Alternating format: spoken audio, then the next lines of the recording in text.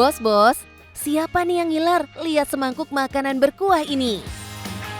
Ada yang bisa tebak ini apa? Ini tuh semur, bos. Di tangan Chef Don Chino, semur bisa naik kelas, diolah super kreatif. Gak cuma bisa disantap bersama nasi, tapi juga mie udon khas Jepang. Ide bisnis yang pastinya penarik cuan banget nih, bos. Halo bos, saya Don Chino. Oke, sekarang saya lagi ada di depan restoran saya yang baru aja buka nih, belum lama. Ini yaitu Semuran namanya. Ya, jadi kita cuma menjual menu semur di sini, satu ruko, nggak ada yang lain. Dan dijamin semurnya akan menjadi nyaman di lidah kalian. Jangan kemana-mana, tetap di Cuan Bos.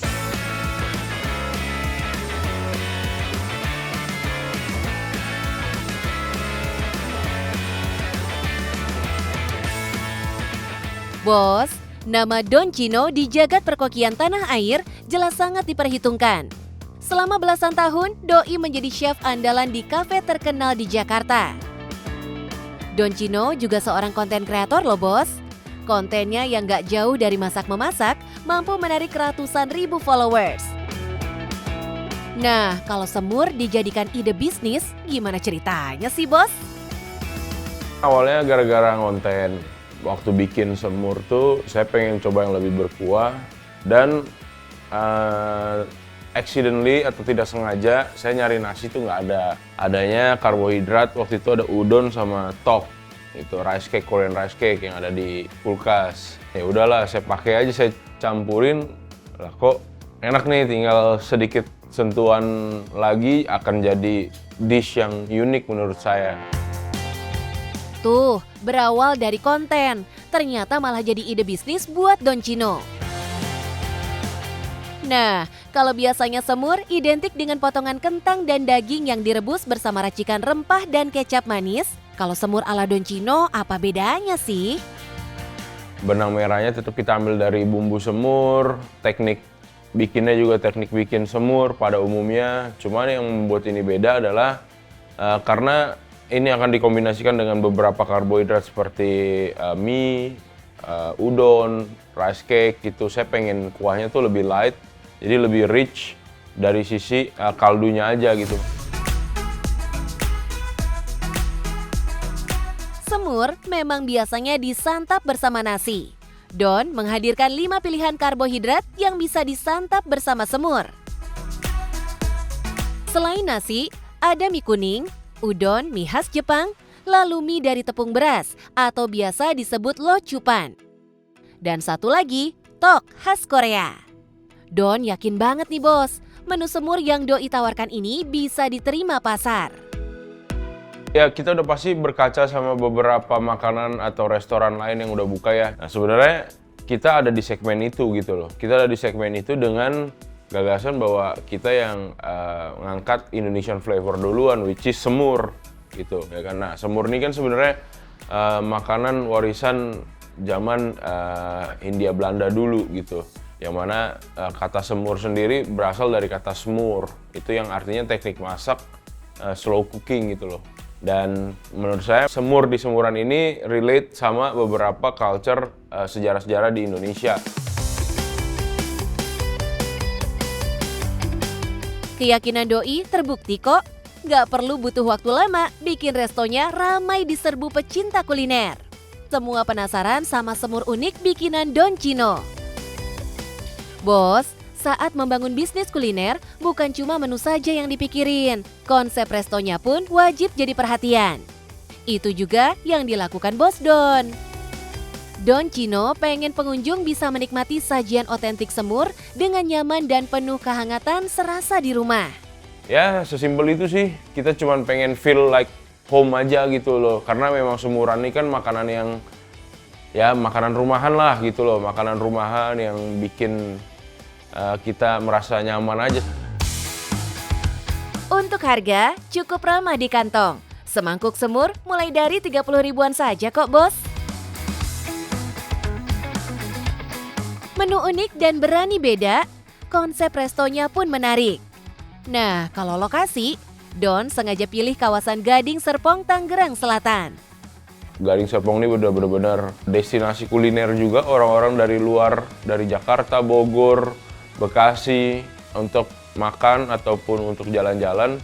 Jadi saya rasa kita juga yang tinggal di Gading Serpong harus ambil peran juga dong di sini gitu loh. Soal cuan, Don belum kasih target yang tinggi.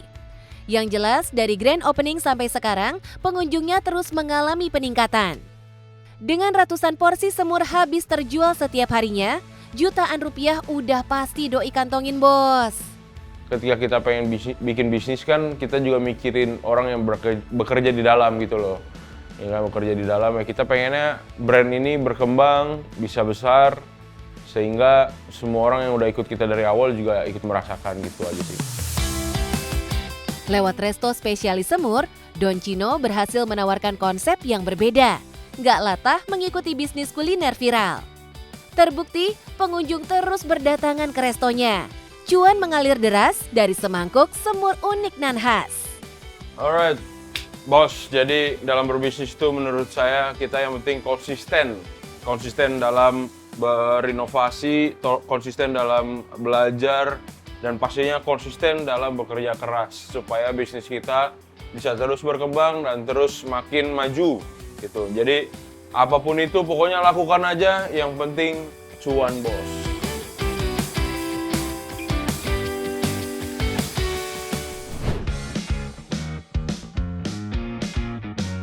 Healing biar nggak pusing? Bisa kok, nggak harus ke pantai, bos. Banyak tawaran lain yang nggak kalah seru. Salah satunya konsep wisata yang satu ini, Jogja Anggur.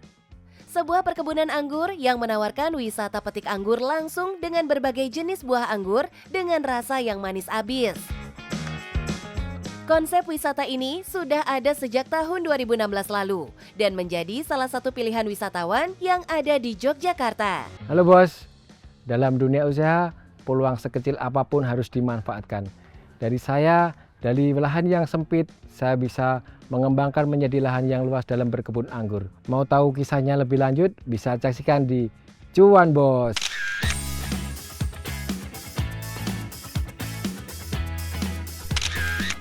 Berawal dari hobi tanaman anggur, Danang Priyatmoko berhasil mengembangkan berbagai jenis anggur di lahan tanah hanya seluas 2.000 meter persegi. Kecintaan Danang dengan tanaman anggur dimulai dengan menanam sejumlah pohon di pekarangan rumahnya. Danang melihat potensi yang besar dari hobinya ini, bos. Doi pun fokus dan membuat gebrakan. Memilih buah anggur saya dulu awal budaya karena berawal dari hobi aja mas dulu. Jadi dulu kan persepsinya anggur itu tidak bisa berbuah di Indonesia.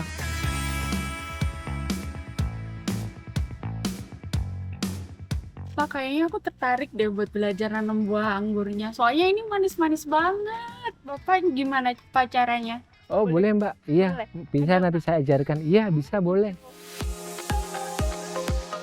Terletak di Desa Sumbermulyo, Kecamatan Bambang Lipuro, Bantul, Yogyakarta, pohon anggur yang lebat menjadi daya tarik untuk wisatawan yang datang, bos. Pengunjung bebas mencoba buah anggur dan memetik langsung dari pohonnya. Dulu awalnya saya tentu saja juga menanam cuma sebatas 1 atau 2 pohon aja. Jadi 1 atau 2 pohon yang saya tanam di depan rumah. Dulu waktu itu sekitar 9 tahun yang lalu saya memulai dari usaha budaya anggur ini.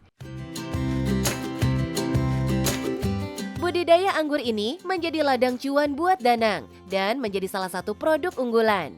Hampir setiap hari ada saja wisatawan yang datang dari dalam dan luar kota Jogja untuk mencoba langsung wisata anggur di sini. Bos, batang anggur di kebun ini besar-besar ya, padahal umurnya baru 1,5 tahun ya. Jadi anggur itu ketika ditanam dia bisa produktif sampai puluhan tahun.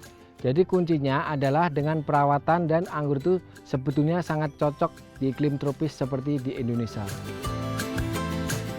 Buah anggur sejatinya bukan buah khas Indonesia. Namun di tangan Danang, anggur bisa tumbuh subur dan menjadi salah satu peluang usaha yang menggiurkan. Dulu awal saya tanam itu cuma ada punya beberapa jenis ya, 1 sampai 10 jenis. Tapi karena saya juga kolektor, jadi saya juga hobi dan mempunyai kesenangan di bidang anggur.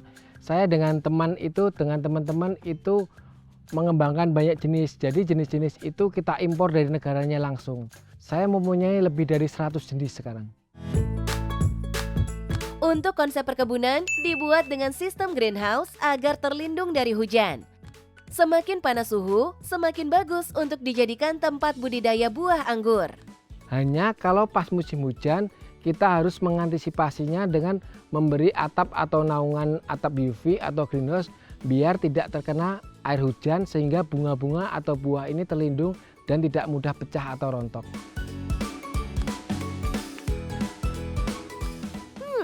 Memang aman ya bos, makan anggur langsung dari pohonnya. Nah bos, ini anggur kami di kebun kami ini.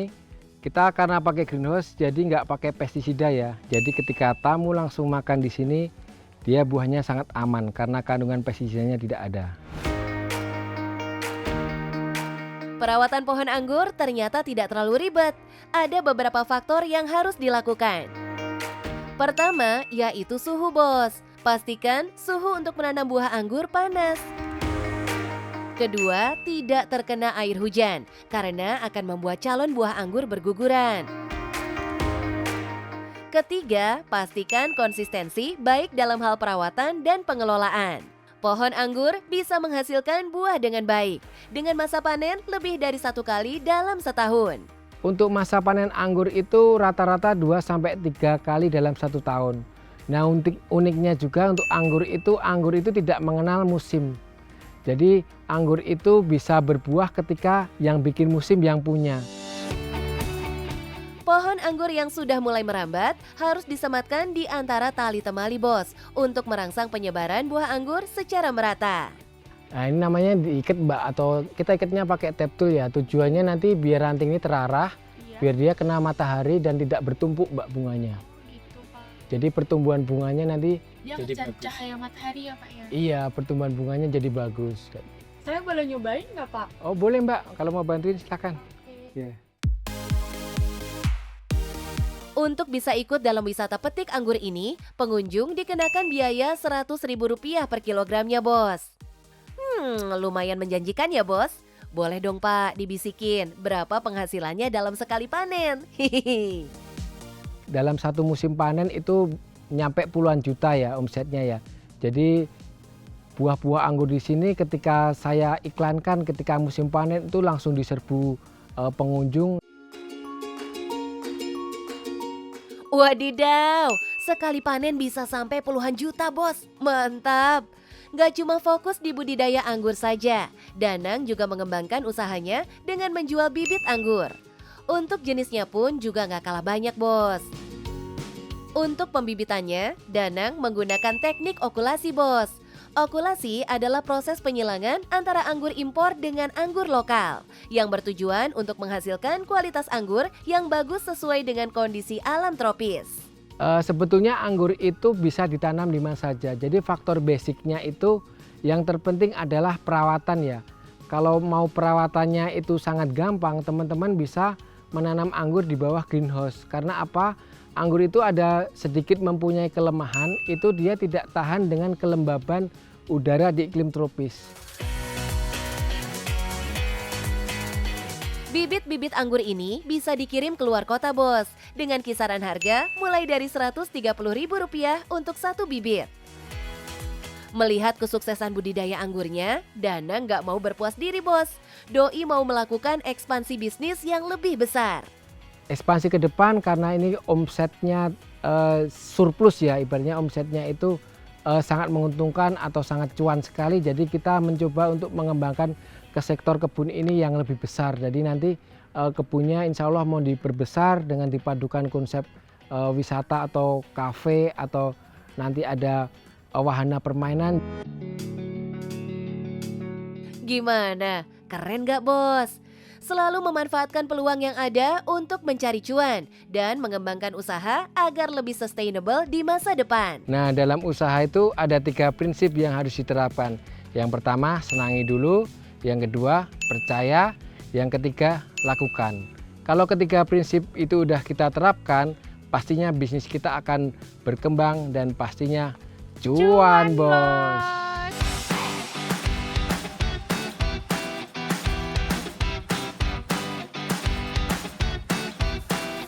Bos-bos, siapa bilang bisnis ikan harus punya kapal dan gudang gede?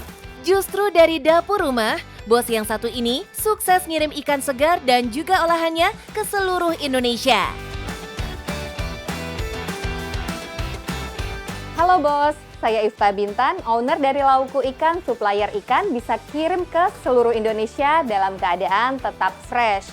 Mau tahu gimana cuannya? Tetap di Cuan Bos.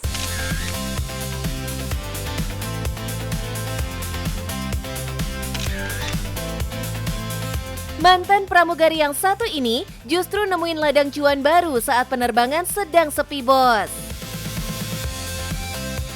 Jadi pas waktu pandemi itu apa sih yang bisa aku lakukan gitu.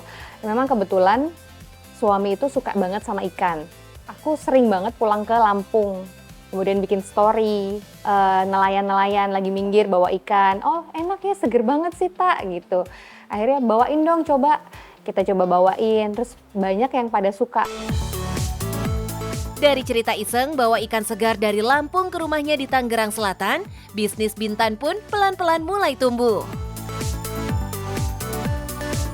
Awalnya aku buka just tip, terus aku bawa ke sini, aku jualin. Dari awalnya cuman freezer kecil 300 liter tuh, aku penuhin. Terus kok cepet ya habis, ternyata banyak loh yang suka ikan, gak cuman keluarga kita aja. Lama-kelamaan, udah deh kita beli freezer yang lebih besar, terus kita beli-beli alat-alat yang diperlukan. Dari freezer mini di rumah, jadi gudang penyimpanan ikan segar yang kirimannya sampai seluruh Indonesia. Sekarang misi Doi nggak cuma jualan ikan, tapi juga ngenalin ke masyarakat kalau ikan segar itu nggak serumit dan seamis yang dikira. Aku cuman pengen orang-orang tuh kenal ikan nih, seperti aku dulu. Aku dulu tuh nggak suka ikan karena ikan tuh amis loh, banyak tulangnya loh, susah loh ngolahnya gitu. Tapi ternyata enggak, ketika aku udah bisa menikmatin ikan, ikan itu enak loh, banyak rasanya doh. Ada ikan kembung, ikan kerapu, ada ikan kakap, itu semua beda tekstur, beda rasa. Ternyata manfaatnya tuh besar banget. Misi besar Bintan ini jelas Doi barengin dengan jaga kualitas. Bintan paham banget nih, gimana menghadirkan ikan berkualitas dari nelayan sampai ke tangan konsumen. Saya selalu pastikan ikan-ikan yang saya beli itu adalah ikan-ikan dari nelayan harian. Kemudian dari nelayan itu untuk sampai ke gudang kita, sampai proses selesai itu tidak boleh lebih dari 4 jam dengan suhu yang saya sudah kontrol gitu. Proses cepat dan suhu yang terkontrol ini jadi kunci utama dalam bisnis ikan beku. Bahkan nih bos, Bintan selalu terapin sistem 4 jam dari laut ke freezer, supaya nutrisi, warna, dan tekstur daging ikan tetap terjaga.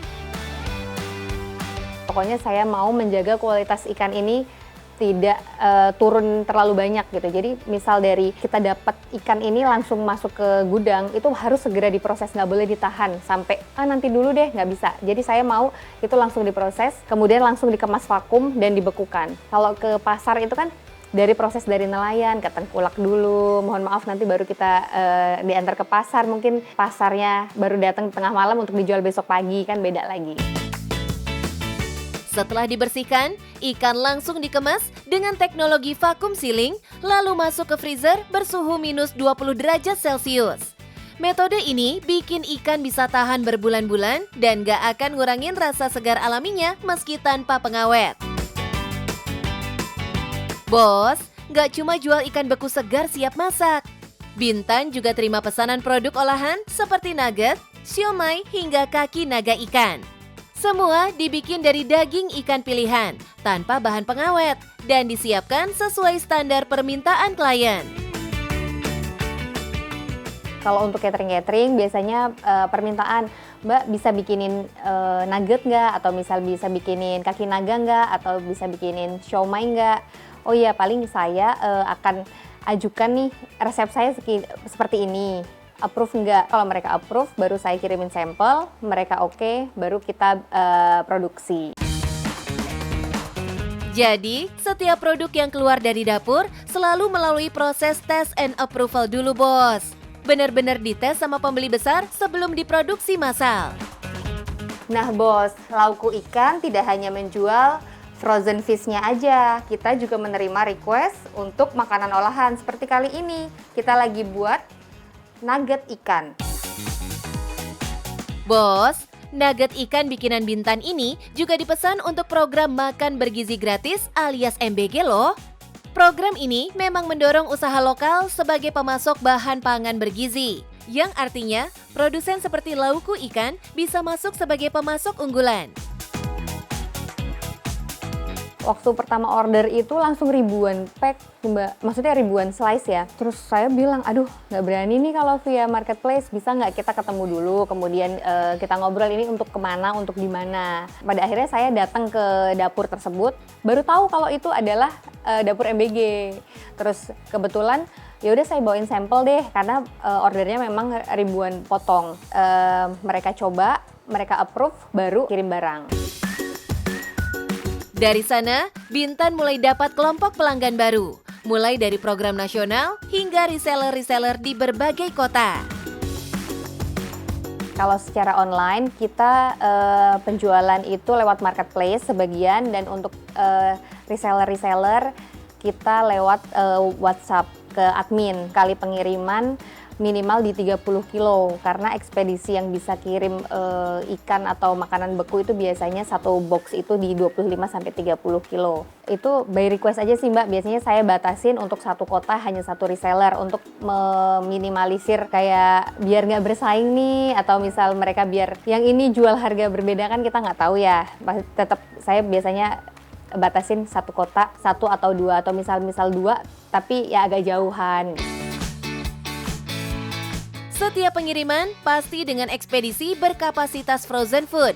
Dan satu kota cuma boleh satu reseller supaya pasar tetap terjaga dan harga tidak bentrok. Dalam volume penjualan sebesar itu, nggak heran ya bos, kalau omset yang dikantongi Bintan bisa sampai ratusan juta rupiah. Dari ikan beku, olahan daging ikan seperti nugget, teri nasi basah, jadi produk andalan yang laris manis dibeli customer loh bos. Best sellernya Lauku Ikan itu ada di teri nasi basah Mbak. Teri nasi basah ini biasanya untuk MPASI, untuk makanan pendamping ASI ya. Karena kandungan kalsium teri nasi basah ini 7 kali lebih besar daripada susu sapi per 100 gramnya. Jadi waktu awal kenapa kita jadi bisa best seller Mas, karena jarang banget yang menjual teri nasi basah ini. Biasanya kan udah dikeringkan, diasinkan yang ada di pasar-pasar itu loh Mbak. Tapi kalau yang ini kan enggak, saya benar-benar fresh dari nelayan, kemudian kita cuci pakai air es, kita cuci bersih, baru kita kemas, terus kita bekukan. Ikan kecil yang biasanya ditemui dalam keadaan kering, di tangan Bintan diolah dan dikemas dalam kondisi segar tanpa pengawet. Jadi rasa asli ikan masih terjaga dan nilai gizinya tetap tinggi bos.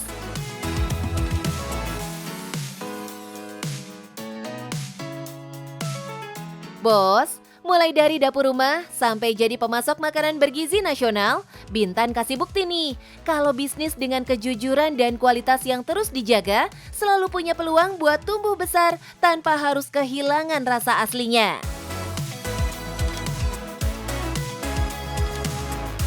Nah bos, aku ada tips nih buat teman-teman yang mau mulai usaha dari rumah. Yang pertama, kamu harus tahu nih produk apa yang akan kamu jual. Yang kedua, harus konsisten walaupun kita hanya jualan dari rumah. Dan yang paling penting adalah cuan bos.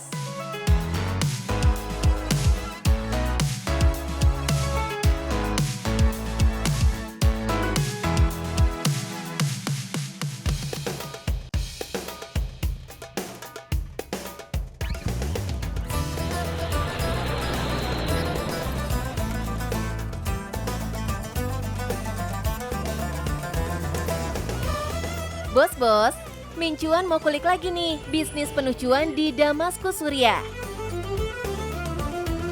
Lewat kedai ini, pemiliknya Abu Syakir berhasil panen cuan selama 72 tahun loh bos. Bahkan berkat doi, usaha sejenis pun tumbuh subur di Suriah. Ya, ini dia bos, kedai jus pisang susu atau warga setempat menyebutnya koktail. أنا اسمي أبو شاكر صاحب محل عصير بسوريا بمدينة دمشق. وأهلا وسهلا فيكم بسوريا أنتم، وأنا أتمنى يوم من الأيام أطلع على إندونيسيا كمان.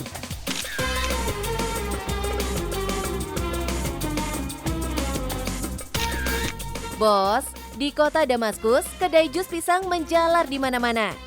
Dalam satu distrik saja bisa ada 3-4 kedai jus pisang. Dan yang paling terkenal, kedai jus pisang milik Abu Syakir. Gimana enggak? Abu Syakir adalah orang pertama yang mengenalkan minuman ini di Suriah dan menjadikannya ladang usaha dengan cuan yang menggiurkan. بلشت المصلحة بسنة 1953. الحمد لله أبشر، ولا يزال لحد اللحظة هاي أبشر. وكان الأسعار رخيصة كثير يعني الكاسة اللي بيشرب فيها لوحدك عصير بيشرب فيها شهر كامل. وكل ما يعني اتطور بالمصلحة، يعني أنا افتكر شغلات كثير أبشر، والحمد لله لا يزال لحد اللحظة هاي. Selama 72 tahun bisnisnya berjalan, banyak yang sudah dilewati, termasuk cara membuat jus pisang yang beralih dari manual ke alat listrik modern.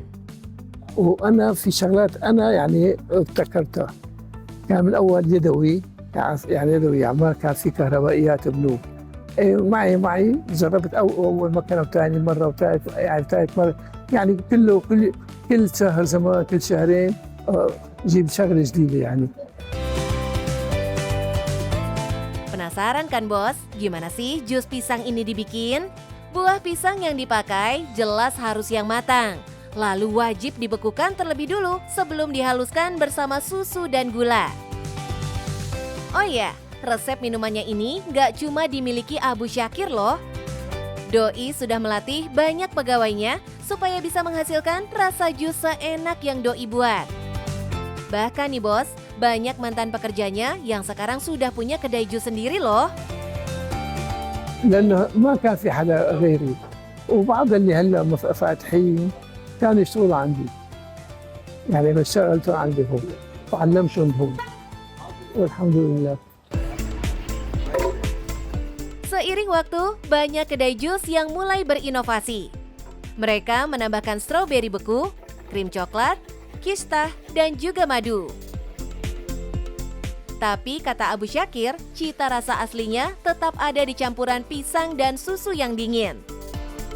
Meski sudah menjamur di Damaskus, kedai milik Abu Syakir tetap jadi pilihan pertama banyak orang. Saat musim panas, 2000 gelas jus pisang bisa habis dijual setiap harinya loh bos.